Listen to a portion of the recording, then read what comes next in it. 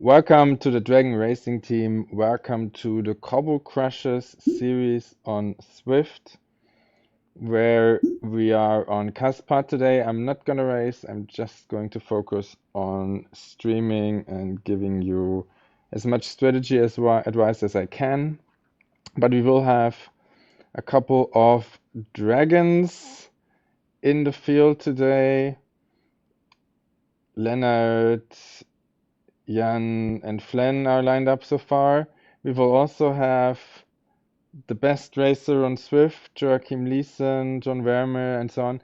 There's like 8 top 60 riders in this bunch right now, so it's gonna make for a really interesting race.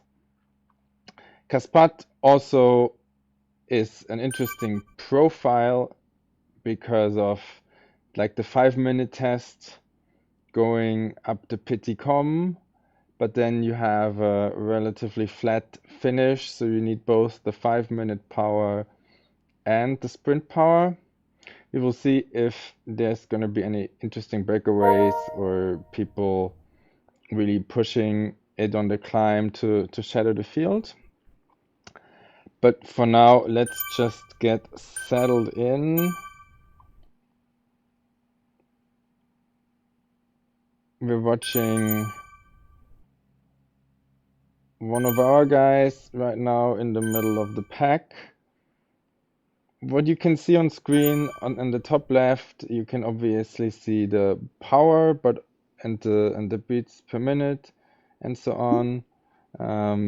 You can also see the draft in the bottom right corner of the top left field. That right now the rider is receiving, Leonard, that we're watching, and then on the right you can see data for all the people in this current peloton, and you can see the groups which show basically that there's 78 people right now in this leading field, and then the distances, time differences between the different fields once this group shatters, which might be only on the Petit Com, but it could also happen earlier at the Aqueduct Come, which comes at around 13 kilometers. In total, I expect this race to be about 30 minutes. Some of the earlier races today were about 32 minutes, but the field is really strong, and I'm very excited to see what will happen here. In general, the Dragons have been doing pretty well in this ZRacing series, winning the team competition, winning the individual competition, and it's a focus of the team. It's something that the guys really enjoy doing together. So we will see what they can pull off today. If I was riding, I would probably actually not be on Tron like many of the people are here. I would probably actually opt to go full aero. Sure, there is the climb, but you can lose the race on the climb, but you probably cannot win it with the descent coming after. So it will most likely come down to either a breakaway or a bunch finish. And for the bunch finish, I'd much rather have the aero advantages of going full aero, and even for the breakaway, which could again start already on Aqueduct Com or whatever, I would like to have maximum aero savings, and Petit Com is at least partially draftable, so you have not that much of a loss from being a little heavier. But the Tron is a fine choice. We're in the cockpit of Joakim right now, who I greatly respect and who has been a mainstay on our streams by accident. His schedule and mine align, and then his schedule of doing the ZRacing and the one from our team obviously also align. And he's one of the guys who could make a breakaway stick on the Piticom. He could go so hard that it's just him or him and a handful of guys, and they could get enough of an advantage that it might last on the downhill. But for most of the people in this field, I think the strategy has to just be sit in, survive the Petitcom, and then do as well as you can on the sprint. And especially if your goal is to do well in the monthly GC, then obviously what matters is the final time. So again, that incentivizes you to stay in the bunch as long as you can. And then maybe you can be adventurous and push ahead after the descent. There's not very much real estate, but still a little bit, like 1.5 kilometers or so of relatively flat racing after the descent. And for now, we're just gonna be also relatively flat with some rollers leading up to the aqueduct come, which has around close to a kilometer of climbing. I mean, the segment itself is only 400 meters, but it starts rolling a little bit before that, and that again comes only at 13 kilometers. So like the next 8 kilometers or so are just gonna be pretty chill for everyone. I don't expect much to happen there. Here we have John Worm, also one of the best riders on Zwift, someone who you really need to watch out for.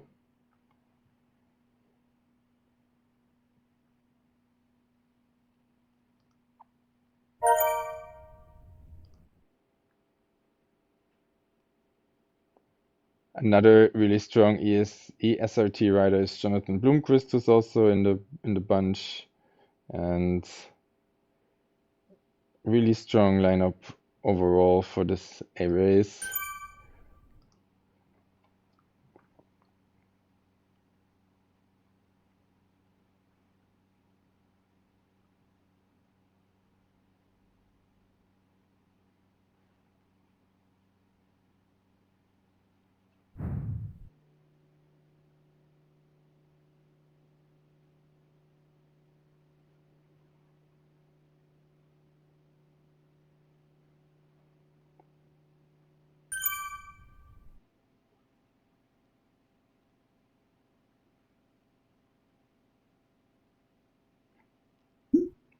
In terms of upcoming schedule, our plan for now is going to be on this channel to have a good mix of live racing. So, for example, the chasing races I did, and I also plan to do on most Saturdays the tiny races on A and upload that in time. So if you are in a later time zone, you can still get some advantage from that, maybe some commented races like this, and then we will continue to see what people are interested in, what we can deliver.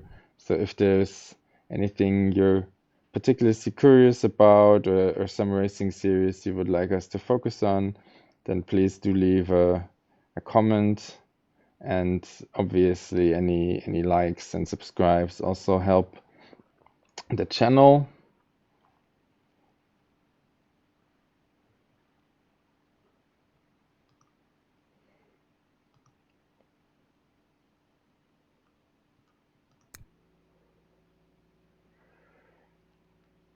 So watching Flan E now, who's sporting our really nice Team Sunweb jersey, which is actually the official jersey that they used on the World Tour back when they were still the main sponsor of Team DSM. And as part of our cooperation with Sunweb, they have now given us exclusive access to this to this design, which we proudly sport here for our competitions.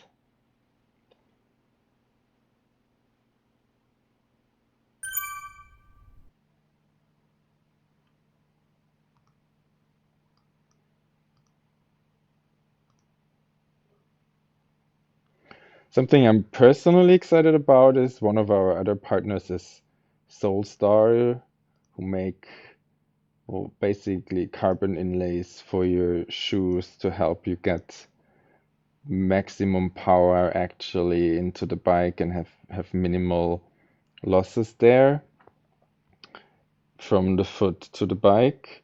And my soles are gonna arrive on Wednesday, and there have been tests that it can increase sprint power upwards of 5%, and I'm really excited to try that out and see on Wednesday, just in a sprint training, if there's actually any benefit, and if I can break my 5 second or 15-second best. And then I'll also start going to the gym again, which I used to do a couple of years ago, but haven't done so really since I started cycling. But with my move to A and with just the competition getting ever more strong when it comes to sprint power, 15 seconds, 5 seconds. You used to be really good if you were able to get 900 or 1000 watts over 15 seconds, and now there's really many people who can go beyond that. I mean, if I just look at who's signed up here today for the race, there's someone with 1600 watts in B, but in A, Jan is actually the strongest one, Le Capitaine on Zwift. From our team with almost 1300 watts on 15 seconds, but there's 5 people upwards of 1200 watts, and yeah, that is, considering that this is where races often get won on the 15-second power, 1 minute power combined with having good timing, good strategy. I'll personally try to work on that a little bit and see how I can improve that both with the equipment from Solstar, as I mentioned, and just from strength training in the gym.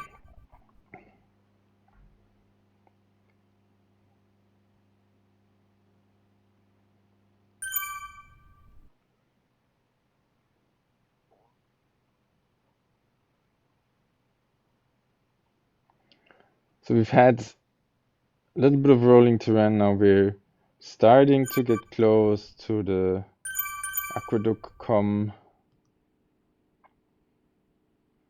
I wouldn't put it past Joakim Lisson to try something here, just feel out the competition and see if people want to go for it.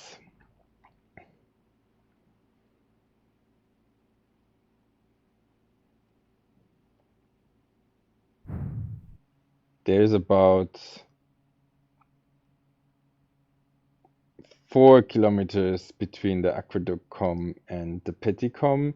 So if you do break away there and people don't really follow, you have a chance to build up maybe 20, 30 seconds of a gap. And if you're a strong climber like Joachim, then the draft isn't that strong on the Petitcom that you would need much more than that. I assume that if Joachim was off to the front, he might even be able to build, or would likely be able even to build his lead further on the Petitcom, and then on the downhill, you will lose some time, but not that much time. So yeah, if I had Joachim's legs, I would definitely try something. Maybe throw in a little feeler punch on the aqueduct com and then really go for it on the Petitcom. And then it will be exciting to see who can really follow that.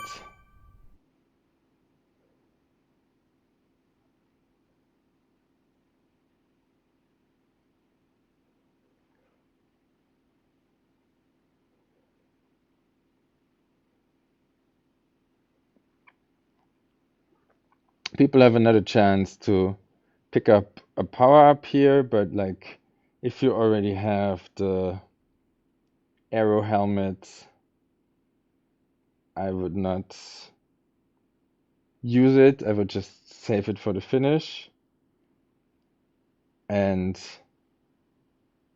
if you don't have it, I would definitely use a power up here and also a power up again on the aqueduct com and just continue fishing for the arrow helmet.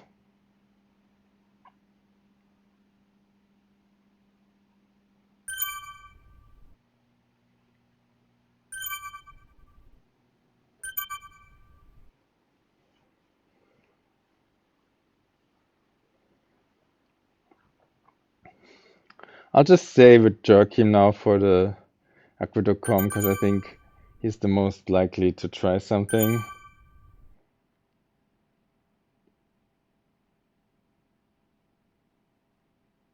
We're gonna switch to different camera angle. I guess this one is still the best one to see if he tries something and what he tries.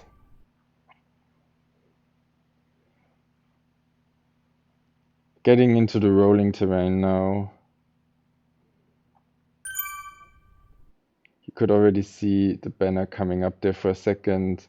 The steepest part is actually not close to the banner, but the steeper parts that go up to 5-6% are here.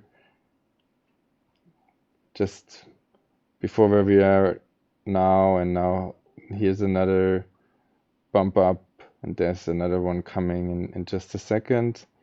But so far it's relatively tame. There's one guy at the front, Johansson, who has like 1 second. Jan being very alert, staying in the mix just to make sure not to lose touch there. And wow, the Colombian guy Vergara really pushing here, 15 watts per kilogram to breakaway, and he has 3 seconds now, 4 seconds, even to the furthest to the leading parts of the peloton, which is really strung out, as you can see. So if Vergara continues to push, he's definitely gonna get to the aqueduct, to the Pedicom alone. But if he just does like 4 watts per kilogram like he's doing right now, then he's gonna get caught. And it seems like he really doesn't want to continue pushing. He just wanted to throw throw in the gauntlet, I guess, and see how people respond. As you can see, the field is still super strung out. Like, there's still 40 plus people who you could say are part of the leading group, which is rolling together, but there's also smaller groups that are like, here you can see the guys that are really struggling to jump back on. And if you're in a position like this right now, then you really need to, it doesn't help to do like 5 watts per kilogram.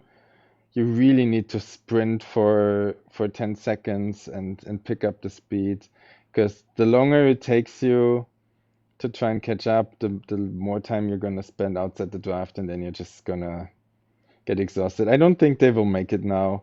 Like, they had a chance. If one of them had pushed really hard, he would have made it. It could have maybe dragged the other people along, but now it's just too little too late. So now we're with a front group of 49 riders heading towards the Peticom, coming up in around 2 kilometers. Here's Blomqvist, one of the ESRT guys. They are here in the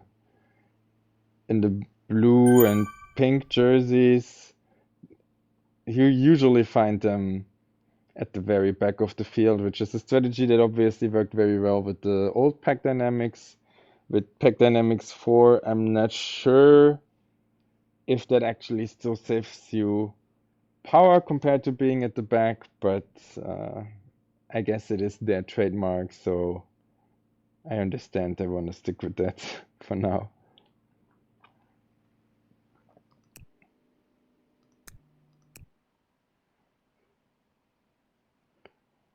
So I'm interested to see how Jan, in whose cockpit we are right now, will do on the climb. He's 83 kilograms, so a little on the heavier side compared to like super light,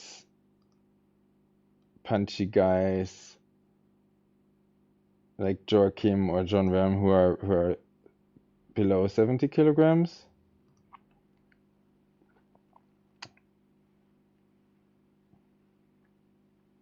So Jan will have to fight and stay in the group potentially, like in the leading group. Like I'm not afraid that he would fall out of the peloton, but if there's a big push by someone like Joachim and like 3-5 people go away, then I think for Jan it will be a challenge that he will accept. But I'm not sure if he can follow Joachim if Joachim really pushes. If Jan makes it over the hill in the main group, then I would say he's the favorite to win it in a sprint if it comes to that.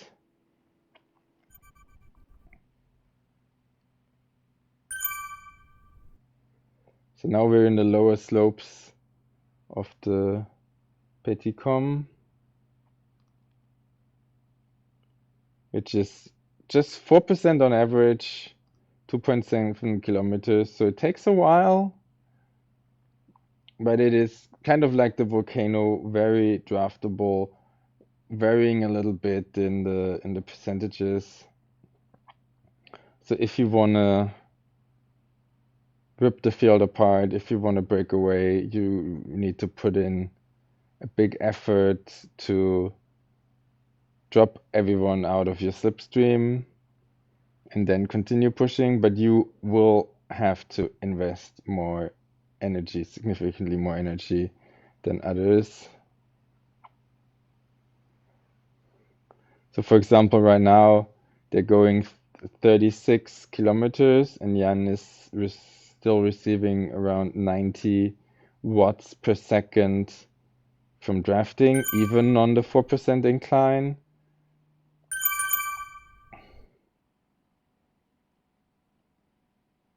Now as speeds get lower, that drops significantly, but still like 56 watts per kilogram, 56 watts per second is almost 1 kilogram, 1 watt per kilogram for like the lighter riders.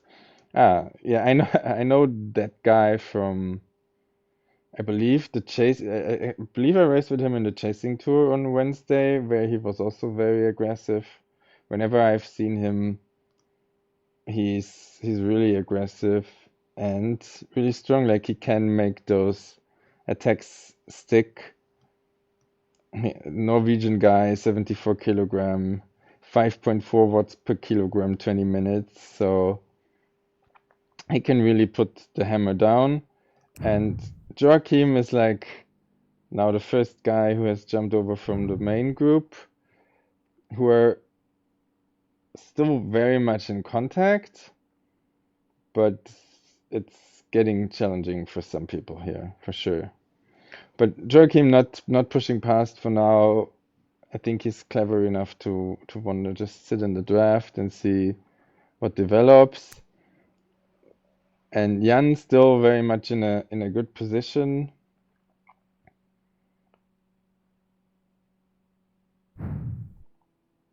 Not too far behind the main leaders. And there's still a lot of corners here until we're at the very top. So if people want to attack, they still have time, but you can't wait too long. I think this is the steepest section. So if you want to make an attack and really go for it, this is where you can put the hurt on people, and this still gives you enough time to, yeah, like the Italian guy Pendini's might do now. Yeah, this gives you enough real estate to build up a decent gap to survive the downhill with your lead still intact. But now we only have 3 corners left, so if you want to open a gap, you really need to hurry now. The field itself somewhat strung out. There's about 27 people left in this main group, and it doesn't look like there will be any decisive attack anymore. Jan is spending a little bit too much time at the front directly in the slipstream for my liking, but it's part of his strategy to stay towards the front and be able to react to potential attacks. Yeah, there's some people who will push here real hard over the top, but there's not gonna be like this will drop a couple more people, but it's not gonna be significant enough of an advantage to maintain the lead on the downhill.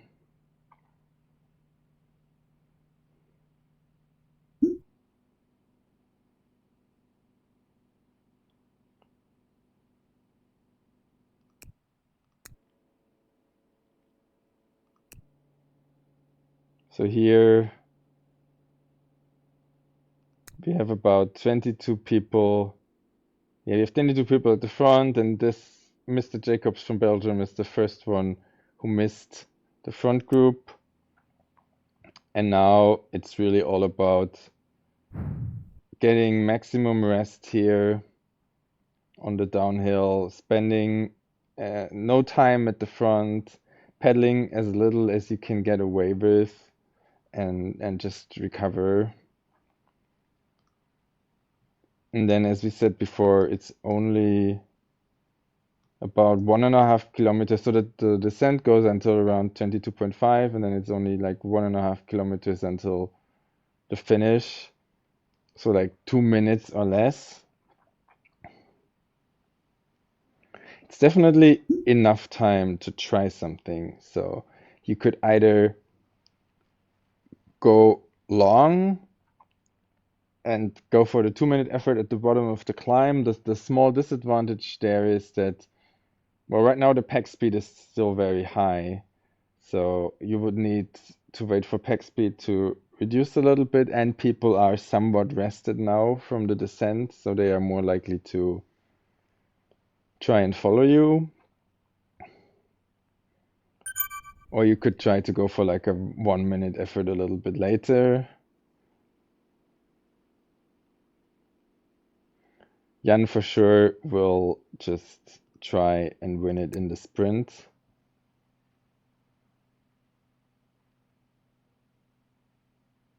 I think he's actually the only dragon left in this leading group, which does, on the other hand, have like a ton of really strong riders. So now we're getting to the end of the downhill.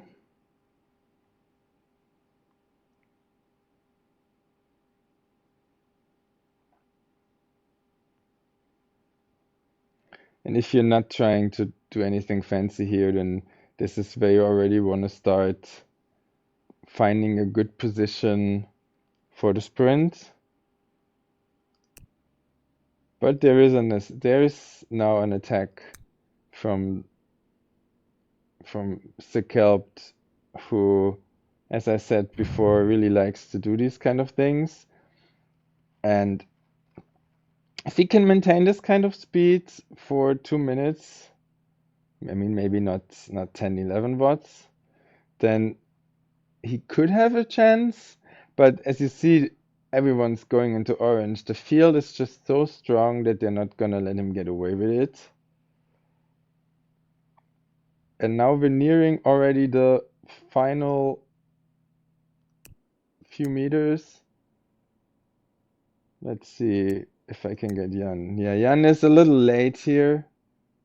He will make 6th, 7th spot or so, but He did lose a little too much ground, I think, going into to the final sprint, but like it was very, very brutal with the Colpt basically starting with like a kilometer or 1200 meters out, and then you could see that the numbers jumped up far into the red, 10, 12, 13 watts per kilogram for a lot of guys already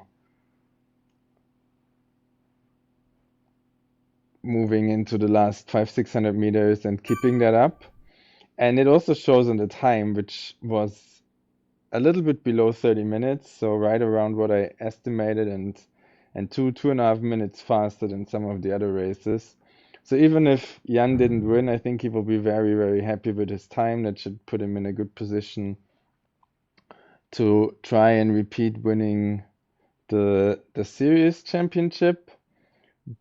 But it's gonna be a tough one with Joakim, who was also in the race I recorded last week together with Jan, now also competing for that. The competition just keeps rising, and it's incredible what some of these people can put out.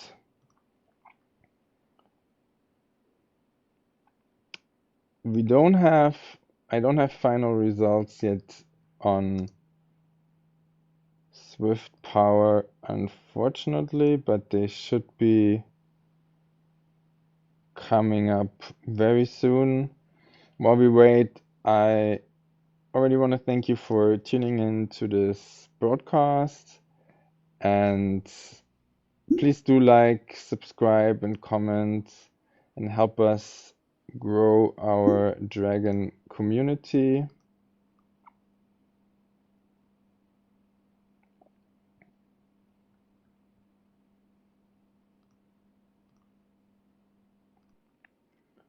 So results are now in, and Jan didn't finish 7th. Joachim did not win. It was a really close one between Simon and the American guy. Scorekeeper, Bloomquist also making the top 5, Pendini Strong Italian making the top 5, and then a lot of other strong guys rounding up the top 12.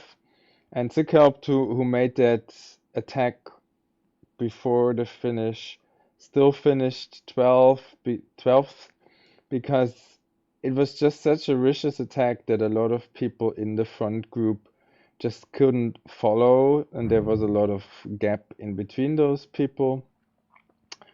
But overall, really, really interesting race, incredible time at 29:44, and congratulations to all the people who contributed to making this a really exciting race. Catch you next time.